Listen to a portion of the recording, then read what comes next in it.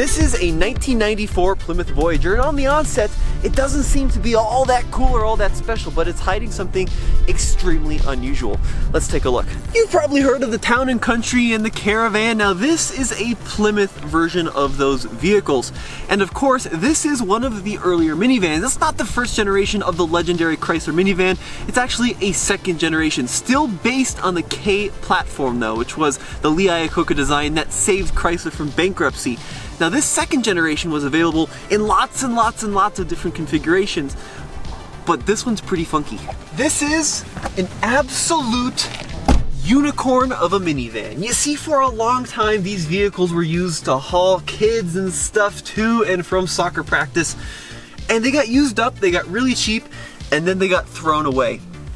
They were often abused, they often had tears in the seats and tons of rust, but this is a beautiful example with 100,000 miles, and what's even more surprising is that this is an absolute base model with a manual transmission. How weird is that? You see, nowadays manual transmissions are pretty rare. There are still some vehicles that have them, like the Toyota 86, the Subaru BRZ, the WRX, right? But a minivan, this is not an enthusiast vehicle. This came from the era where manual transmissions are the base model choice. They're mated to the base model engine in this case. Now this is one of the coolest parts about these older Chrysler products, the Pentastar. I wish they would bring these back. I think it was kind of a cool retro thing from the 60s, 70s, 80s, all the way up to the 90s. But now, of course, that's probably, well, a great way to get impaled in a front-end collision with a pedestrian. But let's check out the engine, because if I can find a little latch here, there we go. This is the absolute base model available. Now this is a carryover from the first generation of Chrysler minivan.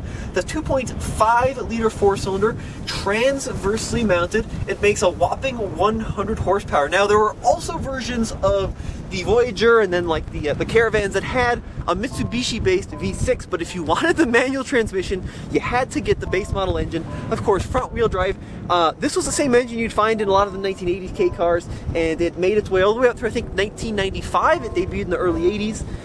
But this was one of the engines that helped save Chrysler. Now this Voyager has a traditional minivan door, and being an absolute stripper, no power locks. You have to put the key in the door, and then it slides open. Now you're probably thinking, that's not that weird, every minivan does that, but wait till you see the other side. We often forget that back in the day, having two doors that slid was a luxury feature that not every van had. It really became standard in the 2000s, but a lot of these older vans only had doors on the one side, as is the case with this. And that isn't even the weirdest part. Let's check out the back, where you typically find a third row. This van does not have a third row. Think about that in 2021. Someone went out and bought a minivan that was about as practical, at least from a seating standpoint, as a standard SUV, but then of course you got a little bit of the baggage associated with buying a minivan. Now of course versions of this did have the third row, but this one did not. Instead what you got was a giant, and I do mean giant, load space. And this is one of the most incredible aspects of this thing. I mean, the floor is completely flat. You can remove the second row, and you do not have a single intrusion on the cargo area of this van, which I think is really cool. Now check out this too. I thought this was pretty clever. They actually include speakers on the rear gate, which I think would be nice if you're at a tailgate. You could listen to your tunes in the back of your Voyager. Now this is the most impressive part about this van. It really isn't dimensionally all that large. It would be very small by modern day standards, but look at the second row space. I am 6 feet tall. These seats are in a back driving position, and I have at least a foot of knee room. I have tons of headroom, and like I mentioned earlier, this floor is beyond flat. I've never seen anything flatter in my entire life. It's amazing. It's just incredible how much stuff you can get back here. Now this one does have 3 abreast seating, no headrest, so you probably wouldn't want to get into a rear-end collision in the back seats, but it does have this nice little armrest on the passenger side, and on the driver's side you also have this plastic molded area to rest your arm, a couple of cup holders. Back here you got a nice little cubby, a big cubby in this door, which of course doesn't open, so door is the wrong word, panel, and then an ashtray so your kids could smoke. Now one of my favorite features and kind of the weird gadgets and gizmos on this Voyager are these little dots. It's one of the few aspects of the interior where you can see they put a lot of design into. Now I wasn't sure if this was like supposed to symbolize a speaker, which someone didn't pay enough for, or what the deal is, but above that you've got good old-fashioned crank windows, which I like, a very small plastic door handle, and then to lock the interior you have to do it manually via this switch. Even though this is an absolute base trim, I love these seats. Captain's chairs for the front with armrest. Super comfortable. You got your recline on the right side, which is pretty weird, but a phenomenal seat for an absolutely base model vehicle. I think that this is one of the best parts about this, is that even back in the 90s, they knew that people were taking these vehicles on road trips, and even if you didn't want to spend a lot of money, they still gave you a good set of seats.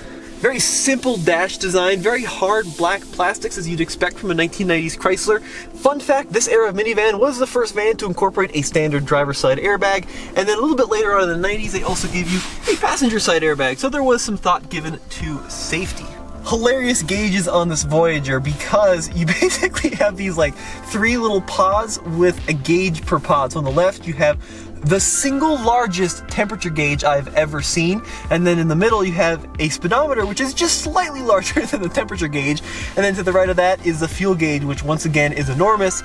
Now that's great that the needles are the size of Nebraska, but there's no tack on a manual transmission. How funky is that?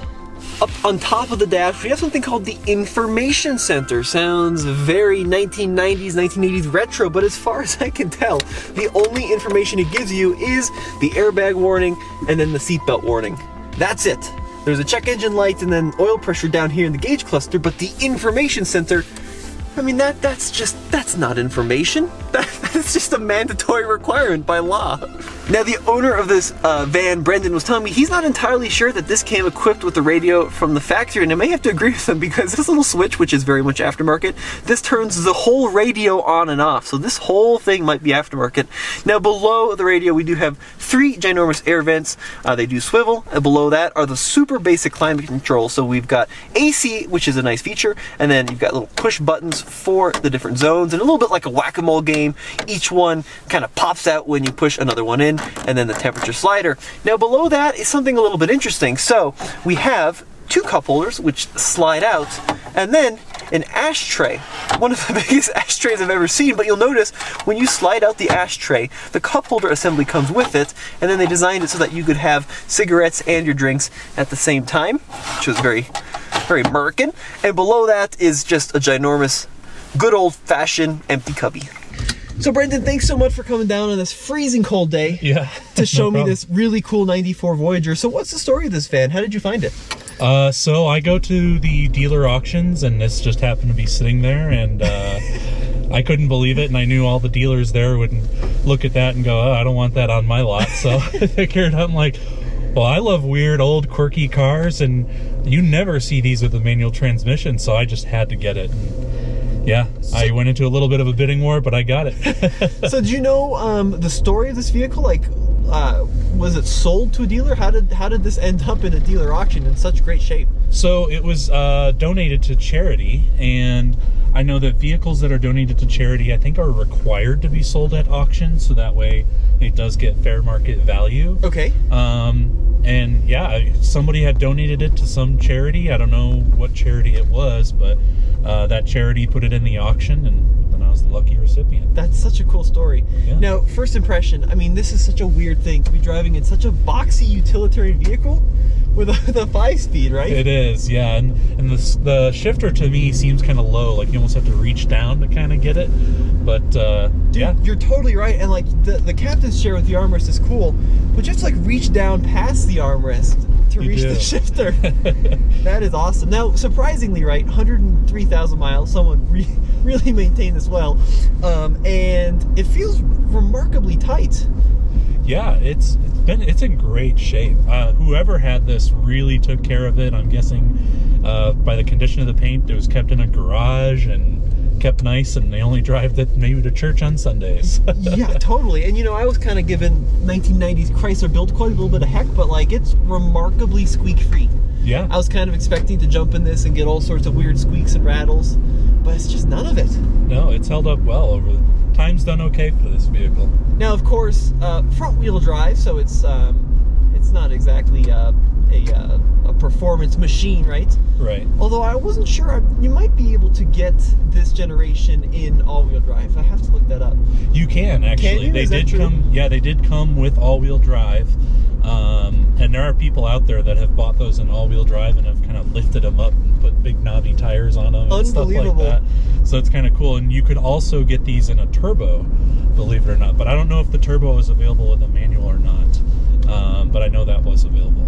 I just love, I mean, I've driven so many of the new minivans, and they're great. I mean, they're fantastic, but they're so big and lumbering. I mean, in this, like, seriously, the front right corner seems like it's just a few feet away. Yeah. You know, and the back isn't that far away. This is really nimble by modern day standards. For sure. And actually, the steering and the brakes all feel pretty good. Yeah. Amazing. Yeah. I don't think there's anything wrong with it. And it's kind of cool to see. This was basically based on a compact car platform. Totally. Yeah, the K series, right? And then this was, after this, they diverted from this. And this isn't the first gen.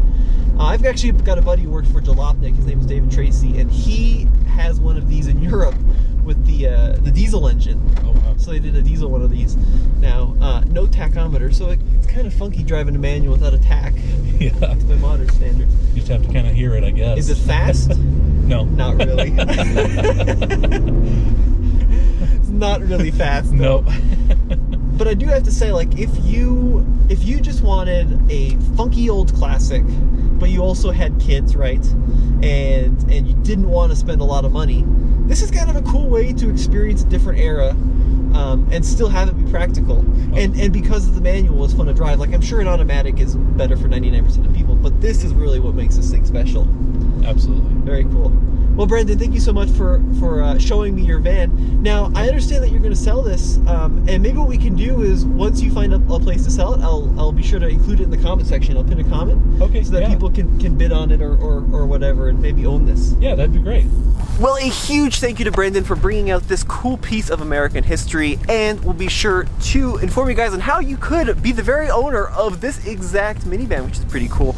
Now, I really do like this Plymouth Voyager. Objectively, it is a little bit 1980s, 1990s Chrysler with the quality materials, but it's so compact on the outside and such a great use of simple space. Very easy to use, very simple and utilitarian, and this is something you just don't find in modern day vehicles. Even the most base model minivans now are so laden with tech and all safety airbags and stuff that it really doesn't have the same cargo to size ratio. Now let me know what you think in the comment section below. As always, check out TFL Classics for the latest and greatest in funky old classic reviews.